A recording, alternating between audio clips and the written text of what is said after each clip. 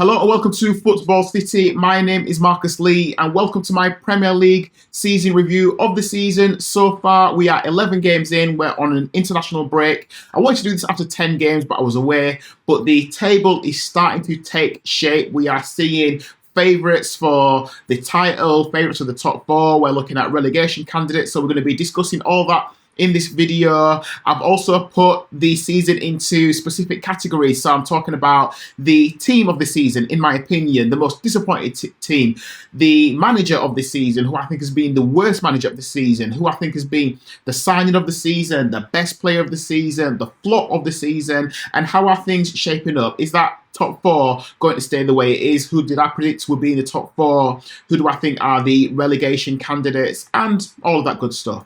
So just before we get into that, can I say thank you for checking out the video. It's Football City. Let me just do all that YouTube stuff by saying, if you like this content, please give this video a like. I would really appreciate that. And also subscribe to the channel, because this is what I do. I have football conversation and debate, and I want your opinions as well. So share that in the comments. So if you look at the table then, so top four of Arsenal, Man City, Chelsea and Sunderland. Who would have thought that? Tottenham in fifth, Villa, Man United, Liverpool, Bournemouth, Palace. And then, you know, the table goes on. You look at the bottom half as well. So in 11th at the moment, after 11 games, Brighton, Brentford, Everton, Newcastle, Fulham, Leeds, Burnley, and the bottom three currently West Ham, Forest and Wolves. So there you go. Did you predict that at the start of the season? Did you predict that top four? Well, I'm going to start talking about the categories then. So for me, my team of the season thus far, let's get straight into it. So you could argue that the team of the season is clearly the team who are at the top of the league. I've kind of gone into a bit more detail. I don't just want to do it like, oh well, Arsenal are the best team at the moment, so they're clearly the team of the season. For me, the team of the season are the team who are surprising everybody. And that for me is Sunderland. Sunderland, who came up, have been an absolute joy to watch and just to enjoy how they've been playing. So big up to the Black Cats. Sunderland, the team who came up, they weren't the top two that automatically got promoted. Leeds and Burnley came up, and the team that come up through the playoffs are often the team who you expect to go straight back down, because they weren't one of the best two teams. Even in that playoff final, Sunderland were behind to Sheffield United, and I think Sheffield United at one point were 2-0 up, and then that goal was ruled out.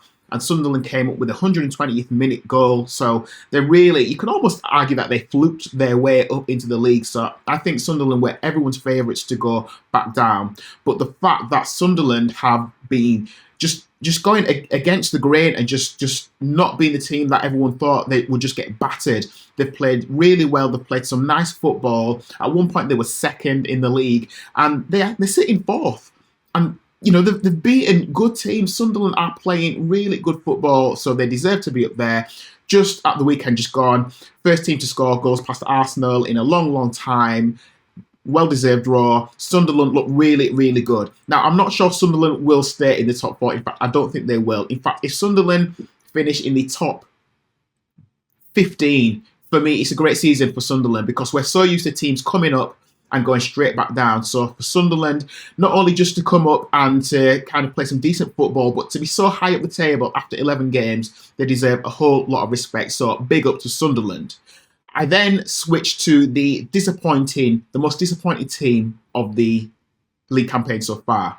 Now, I'm not just going to say the team at the bottom are the most disappointing team. For me, the most disappointing team has to be Liverpool.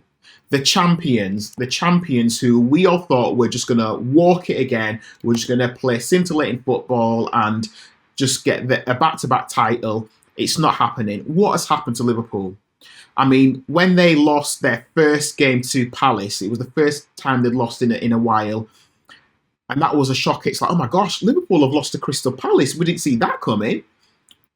Palace had been on a decent run of form, but you expect Liverpool to win these games. Liverpool started off the season winning 5 games, top of the league. Again, looking like the team to beat, scoring all of these late injury time goals. How can we stop Liverpool? I even did a video, how do we stop Liverpool? Because no matter how good or bad they seem to play, they always seem to get a goal in injury time and they get a late winner, and that's what they're doing. How can you stop Liverpool? And it's like Palace said, we'll step up, we'll do it.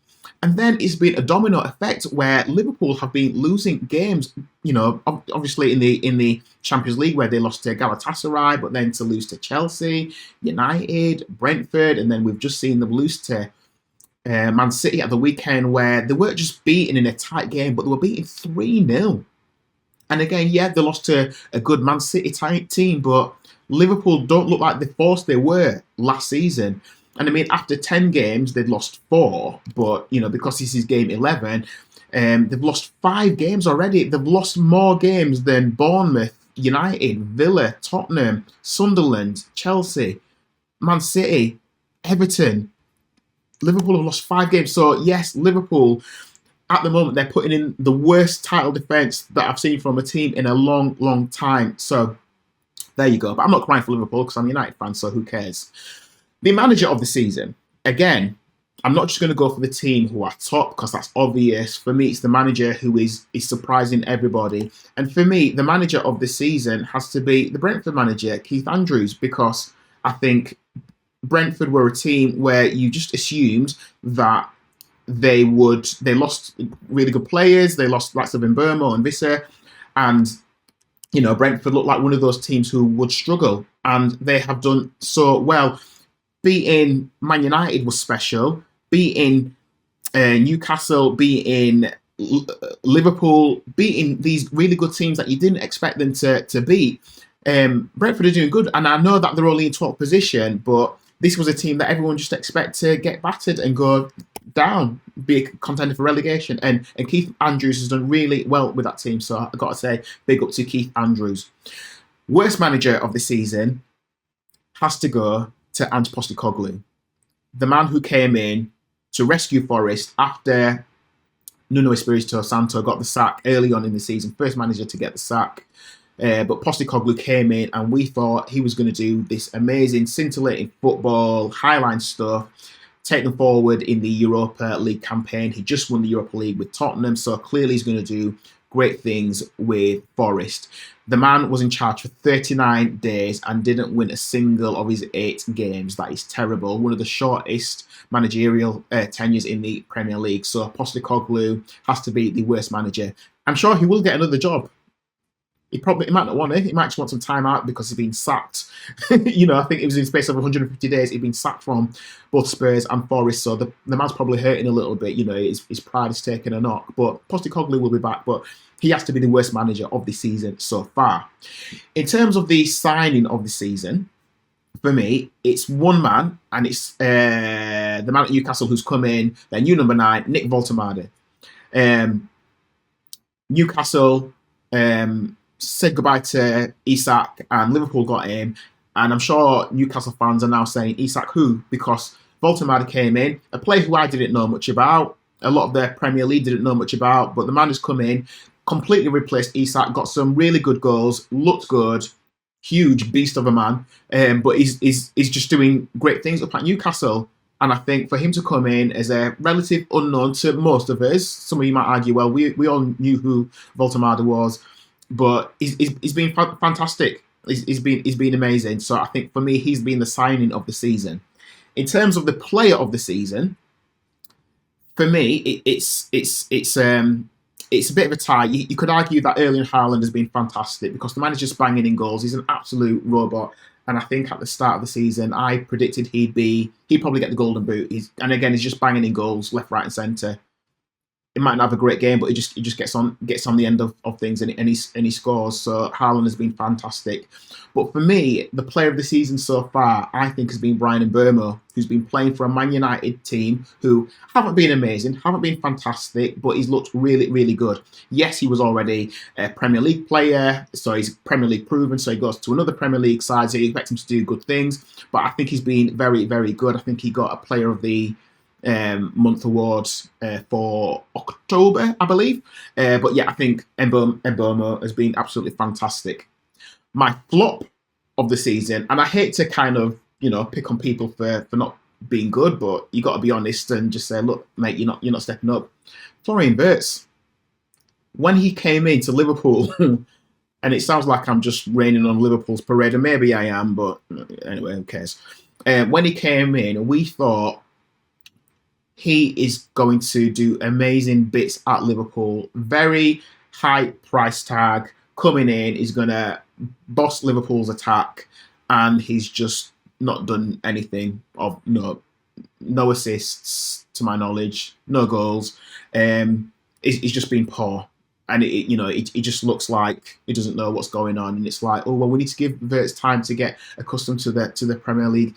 For that price tag, no mate. For that price tag, you've got to go in and start doing bits immediately. I'm sorry. So Florian Wirtz has just been absolutely shockingly bad, not good.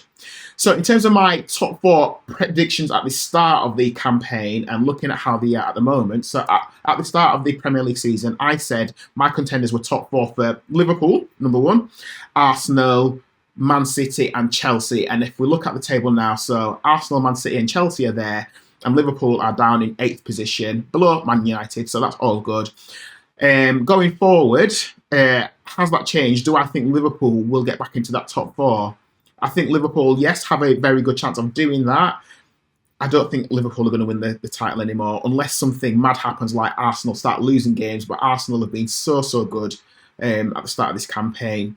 The only way Liverpool are going to challenge for the title again, I think, is if Arsenal drop off. And obviously Man City have started to step up their game as well now.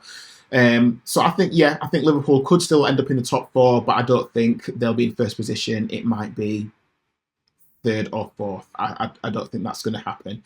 In terms of relegation, my candidates for relegation were Burnley, Leeds United and Wolves.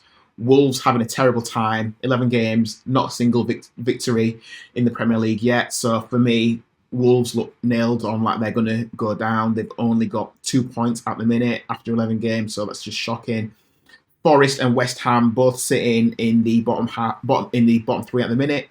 I do think Forest will climb out of it. I think West Ham will climb out of it as well. I think Nuno Espirito Santo will turn things around, and they've just had a victory as well. Weekend just gone, so I think West Ham will start to pick up points. I think with Dyche coming in at Forest as well, I think they'll start to pick up some points as well.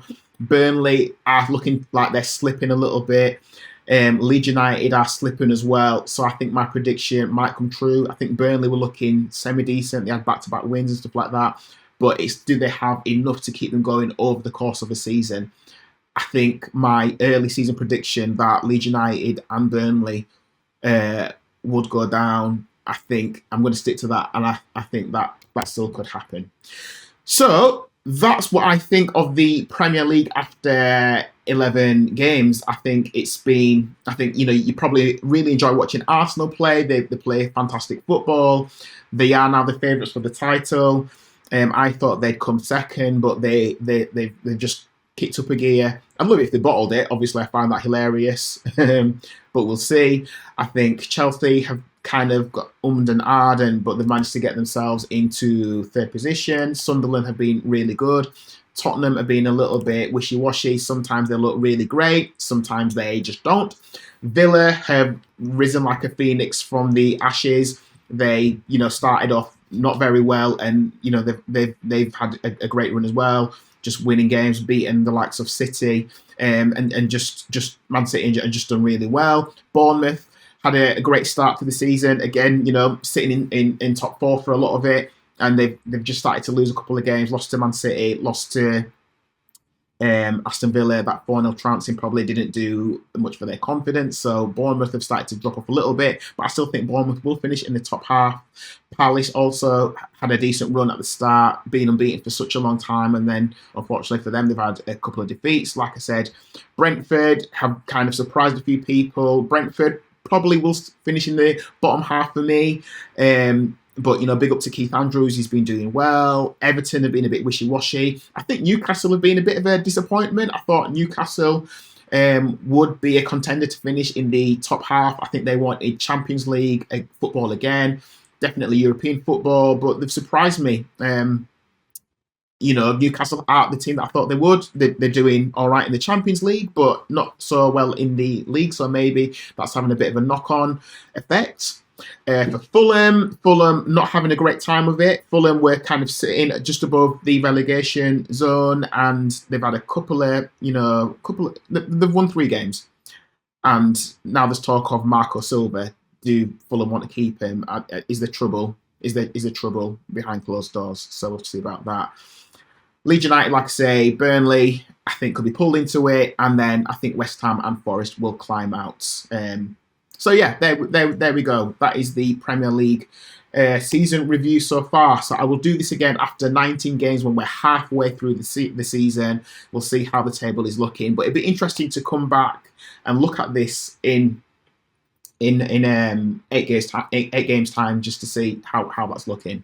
So that is my Premier League season review. What are your thoughts on the season? Do you agree with my categories in terms of best manager, worst manager, signing of the season, player of the season, flops of the season, best manager, worst manager, etc.? What do you think? Let me know what you think in the comment section. This is Football City. Like I asked you right at the start of the video, if you're still here, thank you for watching. Please give the video a like, subscribe for more content. I would really appreciate your support as we grow this channel. This is Football City. Thank you for watching. Stay tuned for the next video, and I'll see you then. Until then, take care.